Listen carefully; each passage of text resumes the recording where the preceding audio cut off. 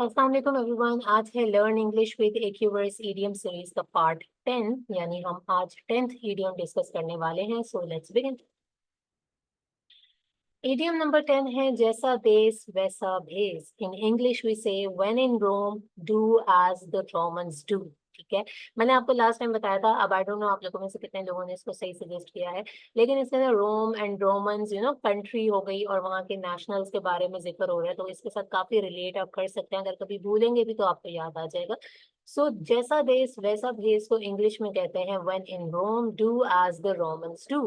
अगर हम सेंटेंस बनाएंगे, he dresses like a sheikh now, as they say when in Rome, do as the Romans do। अभी थोड़ा सा sarcastic किस्म का और फनी काइंड ऑफ सेंटेंस है, ठीक है, हम यूजुअली लोगों को कहते भी हैं, लेकिन यहाँ क्या है कि अब वो शेखों की तरह जो है वो अपने आप को ड्रेसअप करता है। कहते हैं ना कि जैसा देश वैसा फेस, यानी फॉर एग्जाम्पल अगर एक बंदा है और वो अब जो है मिडिल ईस्ट में जाके रहना शुरू हो गया है, दुबई कह लें या सऊदी अरब कह लें, और वहां पे जाके वो अब जो है वो शेखों वाली ड्रेसिंग करता है, ठीक है, वो जो उनका पूरा गाउन होता है एंड एवरीथिंग।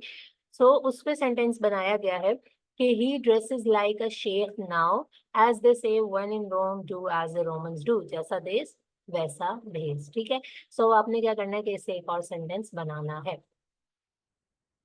हमारा अगला इडियम होगा दाल में काला। बहुत ही कॉमनली यूज होने वाला मुहावरा जो हम डेली लाइफ में वैसे ही एक दूसरे को कह देते हैं। जब हमें कुछ सस्पिशियस लग रहा होता है ना, तो हम कहते हैं कि दाल में कुछ काला है, या तो पूरी की पूरी दाल ही काली है usually.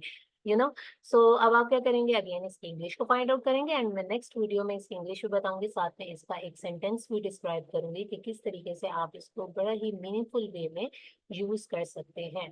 Thank you so much.